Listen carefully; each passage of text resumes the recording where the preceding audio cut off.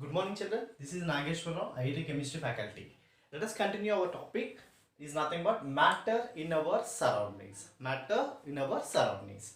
In the previous class, we discussed about what is meant by sublimation and what are its application.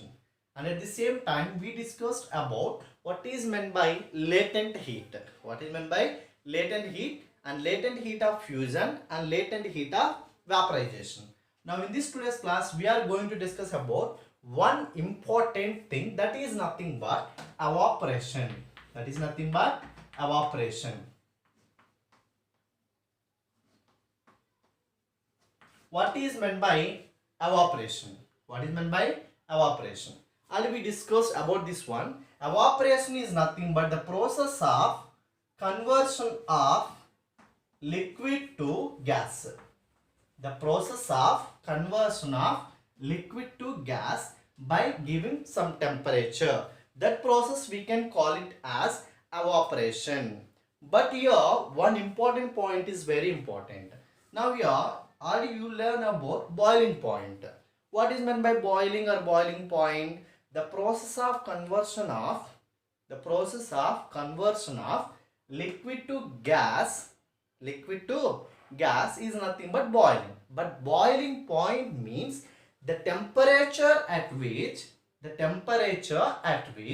liquid converted into gas at atmospheric pressure, that we can call it as boiling point. That means every boiling point takes place at a particular temperature. But here evaporation is not depending upon the temperature. At any temperature there may be a chance to evaporation takes place. That is why evaporation is nothing but the process of conversion of, it is a process of conversion of liquid into gas at any temperature. At any temperature. There is no particular temperature for the evaporation. That is nothing but what we can call the evaporation. Evaporation is nothing but process of conversion of liquid into gas at any temperature. That means here in this case you need to give some temperature to the liquid. That is why evaporation comes under endothermic process. Evaporation comes under endothermic process. Evaporation comes under what? Endothermic process. What is meant by endothermic? When you are giving some heat energy or when you are absorbing some heat energy, that we can call it as endothermic. In a process, heat energy is releasing means that we can call it as what? Exothermic. That we can call it as exothermic. Therefore, here evaporation is nothing but endothermic process. Now let us see what are the factors affecting evaporation. Factors affecting evaporation. The first one, surface area. What is meant by surface area? That means, let us take one daily example. See, people usually like to, when you are going any tea shop, for example, tea shop or coffee shop, they will give it a cup and saucer.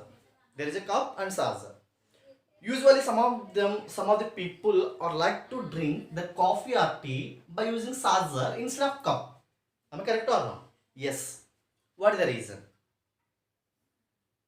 Nothing but, if you are drinking the coffee or tea by using saucer means it is faster cold when compared to the coffee or tea which is there in the cup. That means the hotness inside the cup is more. But when you pour the same cup of coffee in a saucer, it becomes cold fast. Then you can drink very easily. Understood? Now that means here the cup is having less surface area, but the saucer is having more surface area. If there is more surface area, what happen? Evaporation takes place very fast. Evaporation takes place very fast. Therefore, what happened here? It becomes cold when compared to the cup.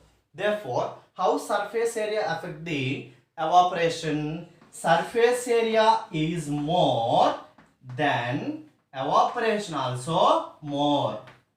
Then evaporation is also more.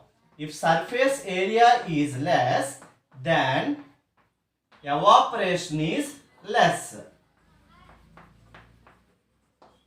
Evaporation is less. Now the first factor is nothing but surface area. What is meant by surface area? Surface area is nothing but, this is a cup, this is saucer. Here when you consider these two cases, okay, this is having more surface area when compared to the cup. Therefore the coffee or tea which is there in the cup or saucer, it becomes cold faster when compared to the coffee or tea which is there in the cup. The only reason behind this is surface area. Therefore, more surface area, more evaporation. Less surface area, less evaporation. Let us see the second factor. The second factor, wind speed. What is meant by wind? First of all, what is meant by wind? Moving air. If air is flowing any direction, the moving air we can call as wind. Wind is nothing but moving air. Then how it will affect the evaporation? Usually after washing clothes, okay, after washing clothes for drying, usually what you will do, you will keep it under the sunlight. If there is no sunlight, what you will do, you will keep under a fan. You will keep under a fan. Why? Because the fan will rotate and it will give some wind. Because of that wind, what will happen? The wet clothes become dry faster if you are not keeping under the fan. That means if you keep under the fan, because of the wind speed, what happened to the clothes? They are becoming dry very fast. That means wind speed will affect what? Evaporation. That means more wind speed then evaporation also more. If wind speed is less, then evaporation is less. This is how wind speed affect the evaporation. Let us see the third one, temperature. I think no need to explain this, everyone knows. When there is more temperature, more evaporation. When there is less temperature, less evaporation. I think everyone knows this one. If you keep on giving the temperature, what happens to the evaporation? Will do fast. If you are reducing the temperature, evaporation is slow. Therefore, more temperature, more evaporation. Less temperature, less evaporation. Let us see the last one is nothing but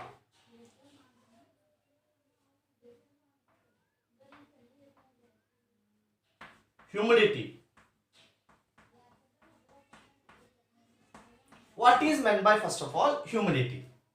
What is meant by humidity? The amount of water vapor which is present in the atmosphere, we can call as humidity. What is meant by humidity? The amount of water vapor present in the atmosphere. Now, how humidity affect the evaporation? How it is related to evaporation? For example, what is meant by humidity means the amount of water vapor. If there is more amount of water vapor in the atmosphere, then what is the use of evaporation? Already water vapor is there in the atmosphere, then usually evaporation won't be takes place that much easily. If there is no water vapor in the atmosphere, then it needs water vapor. Therefore, evaporation takes place. Means you need to understand only one point here. Humidity is nothing but the amount of water vapor in the atmosphere. Already water vapor is there. Then what is the need of evaporation? Then evaporation is very less. If there is no water vapor, that means less humidity. Then it needs some water vapor. Therefore, evaporation takes place faster. Therefore, more humidity,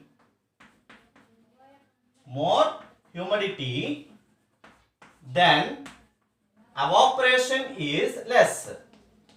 Then evaporation is less. If it is less humidity, then evaporation is more.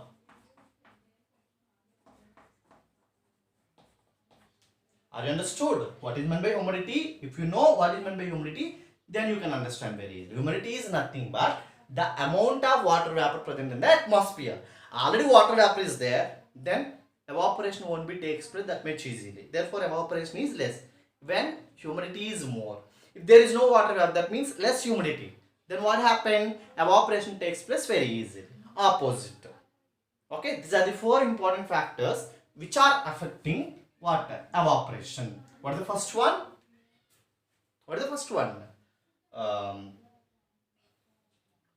Surface area. The second one, wind speed. Third one, temperature. And the fourth one is humidity. Okay, all the 3 is directly proportional to the evaporation, but it is inversely proportional to the humidity. Let us see the last and final one, and a very, very important one, which we are identifying or observing in our daily life. Very, very important. Evaporation causes cooling. Is it evaporation causes cooling? That means if there is evaporation, then it causes cooling.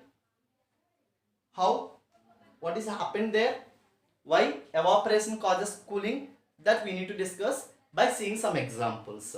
For example, when you pour nail polish on your palm, just take a little bit amount of nail polish and pour 1 drop on your palm. Then you can feel some cooling nature there. Am I correct or wrong? Yes. What is the reason? Because the nail polish contains either compound. Okay, it's a chemical compound which is having more volatile. What is the meaning of volatile? Volatile means easily evaporate. Volatile means what? Easily evaporate. The nail polish contains one chemical compound that is nothing but ether, which is easily volatile. That means after pour nail polish drop on your palm, what happened? It will easily volatile. That means easily evaporate.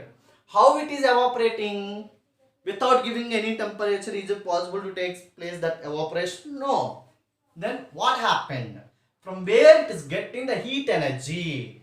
Simply, it took heat energy from your body, the place where you pour that nail polish, from that it took some energy and it will evaporate. In that place, what happened? It takes some heat energy, no? Therefore, that place you can feel some cooling nature. That place you can feel some cooling nature. That's why you can feel some cooling. Like that, evaporation causes cooling. One more best example, let us see. That is nothing but when you feel more hotness. For example, when you feel more hotness, usually, that time just go and sit beside any river or any water pond. If there is a water pond or any river, just go and sit beside that water pond or river. You can feel very, very cool compared to the normal place. What is the reason? Just think, what is the reason? That is nothing but there near waterfall, what happened? There is more amount of water. More amount of water. If you feel hotness means what happened? Sunlight will be there, no? Then if you are here, then what happened? This water tries to evaporate by taking some heat energy from the surroundings. From the surroundings. Due to that reason, what happened? The surroundings becomes very cold because the heat energy which is there in the surroundings is used to convert the water into vapor. Okay, the heat energy which is there in the surroundings is used to convert the water into vapor state. That is why when you sat beside any river in a hot day or any water pond, you can feel some cooling nature. The only reason behind that, the water which is there in the river or pond get or took heat energy from the surroundings and it will evaporate. Therefore, the surroundings becomes cool. This is what the reason. Okay. Let us see one more example. What is that one means? The best one, water droplets formation of the cooling water bottle. Just take one cooling water bottle, for example. Just keep it here. Then what happened here? You can see some water droplets are formed on the surface of the bottle outside. Is it any holes are there for the water bottle? No. But how water droplets are formed? That is only reason is the water vapor which is there in the atmosphere, okay, attached to the bottle because they are cold. Outside is more hotness will be there. The temperature difference and condensation process takes place. Then the vapors are converted into water droplets on the surface of the water bottle. Okay, next one more important one, that is nothing but normal example. In summer, we usually like to wear only cotton cloths. Am I correct or not? Whenever summer came, we usually used to wear only cotton clothes. What is the reason? Why we are using only cotton clothes? Why not wear silk or some other? Why we prefer only cotton? The only reason is nothing but evaporation, because cotton is having one nature. Summer will get more sweat. Summer will get more sweat. Then if the sweat is easily evaporates, then you can feel some cooling nature to your body. How it is possible? The material or the cloth what you are using in summer, it must be absorb the sweat from your body, then it will evaporate. The material, if the cloth is not absorbing sweat from your body, then how it will evaporate? It won't be. That is why cotton is having one nature to absorb that water or to absorb that sweat from your body, and it will evaporate because the sweat what you are getting, it will absorbed by the cotton, and your body having some heatness that will used by the cotton to evaporate the water. Then automatically what will happen? You feel some cooling nature because the heat energy which is there in your body is utilized by the cotton. That means it absorbs that sweat. No, it will evaporate very easily. Then you feel some cooling nature. Like this, we can discuss so many different type of examples how evaporation causes cooling. This is about the evaporation, how evaporation causes cooling. Let us see, the last and final one is nothing but in this topic, evaporation and boiling. Difference. Okay, both are same. It is also conversion of liquid into gas. It is also conversion of liquid into gas, but at any temperature. That means evaporation takes place at any temperature, but boiling would not be takes place at any temperature. At a particular temperature.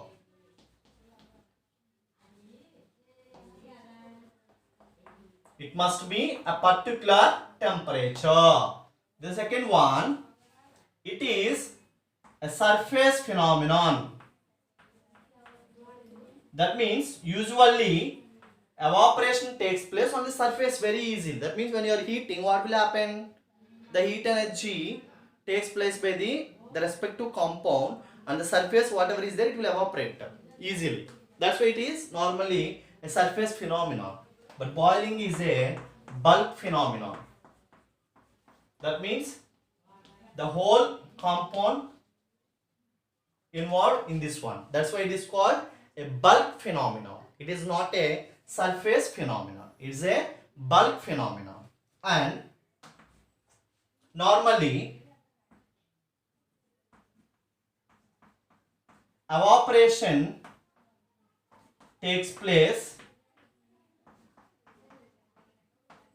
below its boiling point. Okay, this is very important. Usually evaporation always takes place below its boiling point. That means before reaching its boiling point itself only evaporation takes place. No need to reach the boiling point. These are the main important difference between evaporation and boiling. Evaporation and boiling. This is a very important one. At any temperature evaporation takes place. But boiling means it must be a particular temperature. It must be a particular temperature. This is about the topic matter in our surroundings. Hope you all understood. Thank you so much.